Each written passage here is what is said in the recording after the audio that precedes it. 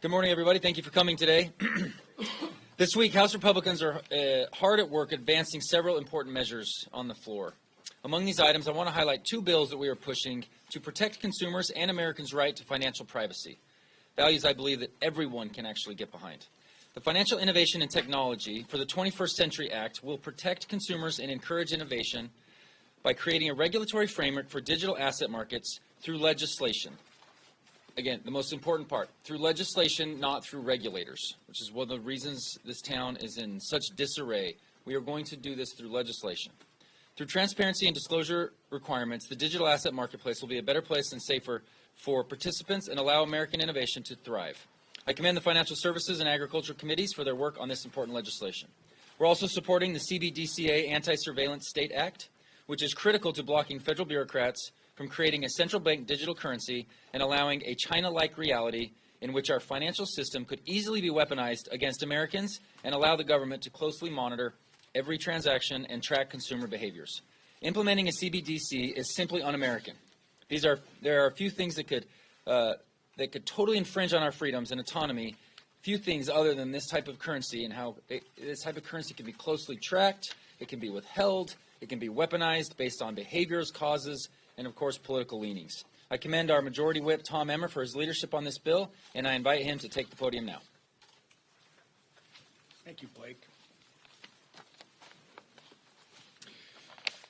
This week, House Republicans, as Blake just said, are going to take action to safeguard our American values by passing my bill, the CBDC, or the Central Bank Digital Currency Anti-Surveillance State Act. With this legislation, we're going to stop unelected bureaucrats in the Biden administration from using a central bank digital currency, again, a CBDC, that threatens to destroy the American way of life.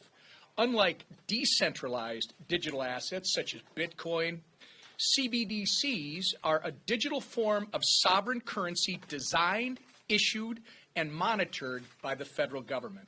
In short, a CBDC is a government-controlled, programmable money that, if not designed to be just like cash, open, permissionless, and private with a capital P, it not only could, it will give the federal government significant transaction-level data on individuals and the ability to suppress politically unpopular activity.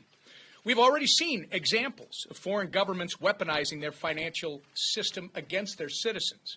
In China, the Communist Party actually has the digital yuan that is being used to monitor its citizens, and they are building social scores based on behaviors. Again, that's an anti-American approach. Closer to home, in the Western Hemisphere, Canada froze the bank accounts of hundreds of truckers protesting the vaccine mandate in 2022. If you think it can't happen, think again. It has, and it will if we allow this to happen here. It's naive to believe that your government will not weaponize the tools that it has to control you. This may be why the Biden administration issued an executive order placing urgency on CBDC research and development. All signals point towards this administration developing a CBDC that can and will be used to surveil and control Americans. The Federal Reserve has even described it. Don't listen to them when they tell you that they're not doing anything. The Federal Reserve has already described CBDCs as one of their key duties in a document that was provided to my office. In doing this, the Biden administration has proven they are itching to trade Americans' right to privacy for a CCP-style surveillance tool. House Republicans are not going to let that happen. 165 members of our conference have co-sponsored our CBDC Anti-Surveillance State Act, and it has garnered wide industry support. This bill ensures that Congress, not the administration or the administrative state more specifically, retains the authority over the United States digital currency policy so that it reflects our American values of privacy, individual sovereignty, and free market competitiveness. If not open, permissionless, and private, again with a capital P, like cash, a CBDC is nothing more than a big government surveillance tool that will be weaponized to oppress Americans' freedom and right to privacy. I encourage all of my colleagues, Republican and Democrat, to support this bill, which protects innovation and defends against an ever-expanding government surveillance state. With that, I yield to our Majority Leader. Well, I applaud the work that the whip has done on this legislation we're bringing to the floor this week. We have two bills that are limiting the ability for unelected bureaucrats in Washington to control digital currency. It's becoming more and more popular amongst people, not just here in the United States, but around the world, who believe in the dollar as a strong way to fund things, as a strong way to conduct commerce. But if they want to have digital currency, they don't want to have the government tracking their transactions. And it's important that we make it clear with these bills that we're bringing to the floor this week that that's what the rules of the game will be going forward. And it puts limitations on the Biden administration's desire to control those transactions and track people's spending habits. And you've seen it over and over again by this Biden administration. By the way, the same Biden administration that is trying to double the size of the IRS to go and target people that are making well under $100,000 and force them to pay more in taxes, even when they're already paying more than their fair share. President Biden wants to get more from them by doubling the size of the IRS. So needless to say, we're going to continue to fight for those consumers, bringing bills like this to the floor. Another bill we're bringing to the floor this week would prevent people here illegally from voting in D.C. elections. This is something that the D.C. Council passed a few years ago to create an ability for people here illegally to vote in elections. If you look at this massive flow of illegals coming into our country, still to this day because of President Biden's open border, we've seen millions of people come into our country illegal. Minimum number is 8 million. It could be well above that number. People on the terrorist watch list coming into our country. You know, why should somebody at the Russian embassy be able to vote in elections here in the United States of America? Yet that is what is allowed today. We have a bill that says no, that's not the case. If somebody from Russia or from China working at the embassy in China wants to vote, they can vote in their own country's elections. They shouldn't be able, as a citizen of China, be able to vote in America's elections, for goodness sakes. And that's something I think most Americans agree with. We're going to find out who here in Congress agrees with that when we have a vote on that bill tomorrow. Something that we have been united against is not only the growing anti-Semitism and the growing movement against Israel's right to self-defense, which we have strongly supported, but now you see the International Criminal Court trying to arrest the Prime Minister of Israel for defending his country against a terrorist organization who on October 7th engaged war in barbaric ways against the people of Israel. This is a rogue agency. I know this majority has taken many steps against it. We're going to continue to take actions. But we also are calling on our friends around the world that are helping fund the ICC to stop funding an organization that has become heavily anti-Israel, would ultimately be anti-American too if they had that opportunity. Somebody who would probably talk more about that is our speaker, Mike Johnson. All right. Thank you, Mr. Leader. And Whip and our Vice Chairman, Blake Moore, is filling in for Elise, who's a little under the weather this morning, our conference chair. Glad y'all are here. Lots of things going on around the world. And let me address first, it's top of mind for us, the death of the passing of Iran's president. We would just say clearly that the world is a little bit safer place this morning because of that. He was clearly a malign force to the Iranian people and to Israel and the West. While he engaged in torture and terror, the International Criminal Court, I think it's important to note this morning, maybe ironically, they never targeted him or even considered arresting him. But instead, what we see right now is the ICC has chosen to target Israel with baseless and illegitimate arrest warrants, and it's attempting to equate Israel's just war for its existence with the horrific acts of the October 7th massacre. To us, this is just unconscionable. You have international bureaucrats. We're not going to allow them to use warfare to undermine state sovereignty or usurp the authority of democratic nations. America should punish the ICC and put Karim Khan back in his place. And if the ICC is allowed to threaten Israel's leaders, we know that America will be next. There is a reason that we've never endorsed the International Criminal Court, because it is a direct affront to our own sovereignty. We don't put any international body among or above American sovereignty, and Israel doesn't do that either. Congress is reviewing all of our options right now. We have some very aggressive legislation that we're going to push as quickly as possible. It will impose sanctions, and if the ICC moves forward with its absurd warrant arrest or request, this is going to be an even bigger international problem. Regarding the border, sadly, international bureaucrats are not the only ones trying to subvert the notion of state sovereignty. Our own Commander-in-Chief, Joe Biden, is continuing to undermine America's sovereignty through his open border policy. We got the latest report from the border this morning. Fox News' Bill Maloogian reported that there were large groups of persons coming from Middle Eastern countries and China, men of military age probably, and by appearance of military capability, just flowing right across the border into our country. The problem continues every single day. And now you have Senator Schumer, who's trying to give his vulnerable members cover for this because they've created this catastrophe by voting on a bill which has already failed in the Senate. It may not even get 50 votes because it's a bad bill, and it's really a phony messaging exercise that's going to go nowhere. The House, of course, as we all know, we talk about in here all the time, we passed multiple bipartisan bills, by the way, to secure the border and deport criminal illegal immigrants, including the Laken Riley Act. But every single measure that we have sent to the Senate has been blocked by Senator Schumer. If he was serious in his attempt to secure the border, Senator Schumer would bring up H.R. 2, the Secure the Border Act, which, as you all know, was the most comprehensive border security bill ever passed by Congress that we did now more than 13 months ago. It's been sitting on Chuck Schumer's desk. If they were serious, they would move that legislation through the Senate and get it to the president's desk, and he would sign it into law. But they are not serious about it because they engineered the open border. Do not ever forget, we documented at least 64 specific executive actions that President Biden himself took, beginning on the first day he walked in the Oval Office, and that his agencies at DHS under the direction of Secretary Mayorkas, whom we impeached in the House, that they engineered. They opened the border wide. They did it intentionally. They're not serious about the issue. Many Democrats, many leading Democrats here in Washington want illegal aliens in our country. Why?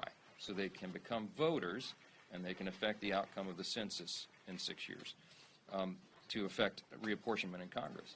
Now, if you want example of that, look at the District of Columbia. That's what Leader Scalise was mentioning. The City Council has decided they want non-citizens and foreign actors deciding who will serve as mayor and the local attorney general here. As the body in charge of overseeing D.C., Congress will not support such lawless behavior. It's a violation of federal law. We're not going to let Russian spies and criminal aliens decide who runs our nation's capital. We're just not going to do it. And that's why the House is voting this week to reverse the dangerous decisions by the D.C. City Council and bar non-citizens from voting in D.C. elections. I was grateful when Congress and the White House worked together to reverse D.C.'s dangerous revisions to the criminal code. And if this voting bill can't pass, everybody watch very closely. It's going to be proof positive that there are some Democrats who want illegal aliens deciding election outcomes. It's going to be clear they don't want Americans deciding American elections. With that, we'll take a few questions. Speaker Johnson, Yeah. what's next on the contempt referral for the Attorney General? When will you bring that to the floor? We are working on that, and it'll be coming to the floor soon. And the reason that we're doing that is because this is not about politics. You've heard that allegation. This is about process. You have the Judiciary and the Oversight Committees that are working together very carefully on this. And the purpose of getting the audio tapes of the Biden interview is because the committees have to do their legislative work. They use the audio to evaluate the work and the accuracy of the special counsel. We have the transcript. Should be no surprises here. And it's very interesting to us that the president is trying to evoke executive privilege over that, which doesn't even apply here. This isn't covered by executive privilege. This is not the president receiving candid advice from his advisors while executing his presidential responsibilities. Remember, this was, an interview with his ghostwriter, and then sitting for an interview with a special prosecutor investigating whether he himself, the president, criminally mishandled classified documents. So the executive privilege doesn't even apply here, and that's why the contempt is the measure that's appropriate here, and I think it will pass the House handle it. Mr. Speaker, has Israel's response to Hamas made Jews around the world safer? I'm not sure how to evaluate that question. I will tell you that Israel is in a fight, an existential war for their very existence, and Hamas has made clear they want to eliminate the state of Israel. Hamas is a proxy of Iran, who has said the same thing. This is a high-stakes battle for the survival of a nation and our very close friend and ally, and a very important one. And it destabilizes all global affairs. I mean, the Middle East is a tinderbox, and now you got hot war going on there. We have to stand with Israel unequivocally, and we have to protect and help do everything we can to protect the Jewish people. Just because of their ethnicity on college campuses right now, they're under physical threat just because of who they are, and that is not who we are as Americans. That's why we stood so strongly against that. That's why we stood here just 2 weeks ago and announced that we're having a whole-of-house approach and investigation on the funding streams to these universities that are allowing this madness to go on these campuses. We have to look at every angle and every approach we can to stand with the Jewish people and stand with Israel in their time of great need, and we will continue to do that. House Republicans are going to do that consistently, and that'll be a big theme here. Yeah, second row. Yeah. Thank you, Mr. Speaker. Could you talk a bit more about what kind of coordination you've got with the Biden administration and Leader Schumer on a response to the ICC and possible sanctions, and how closely you might be looking at the Chip Roy-Bryan mask bill versus something else altogether? Well, look, there's some great ideas on the table. We're down to the fine points of that. I've spoken about it directly with Prime Minister Netanyahu on Friday, I think it was, and I'm scheduled to talk with him again today. Very clearly, this is a great threat to the international community and to our allies and to us, ultimately, as I explained earlier. So we're getting down to the fine points of that, and hopefully it will be a bipartisan bill, and that everybody will be able to stand together on that. I think we need to send a strong message to the world that this is completely, wildly inappropriate, and we're not going to stand for it. Second row. Yeah. Thank you, Mr. Speaker. What is your reaction to Ireland, Spain, and Norway saying that they would recognize Palestinian statehood?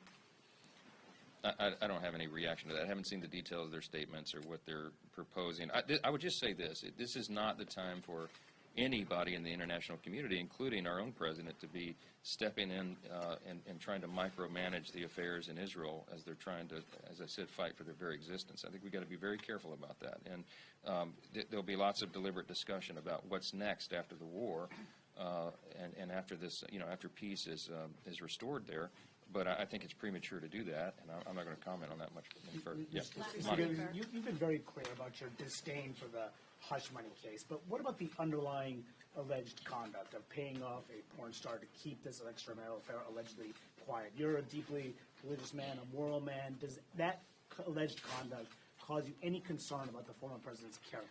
Look, I'm not going to comment on that. What we've said about what's happening in Manhattan is I've called it a disgrace because it is. It's clearly lawfare. They're clearly going after President Trump because of who he is, because he is he'll soon to be officially the nominee of the Republican Party for president of the United States. They've had him tied up for weeks in a courthouse when he should be out, have the ability to speak freely in the campaign and to be around the country.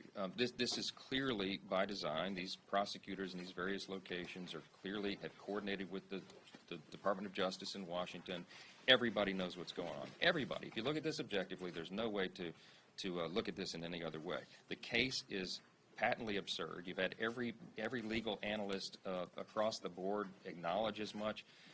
It needs to be handled quickly, and I hope that he will be fully acquitted there and we can move forward. But the damage has been done. They're doing real damage to our system of justice itself, and you've heard me say many times that's my greatest concern. If the people in a constitutional republic do not trust that justice is fair and that you have equal justice under the law, then we lose a very important element of what it is required to maintain a republic like ours. And so we've got a lot of repair work to do, I think, to the institution itself and to our system of justice after this madness. So with that, we'll leave you. Thanks so much.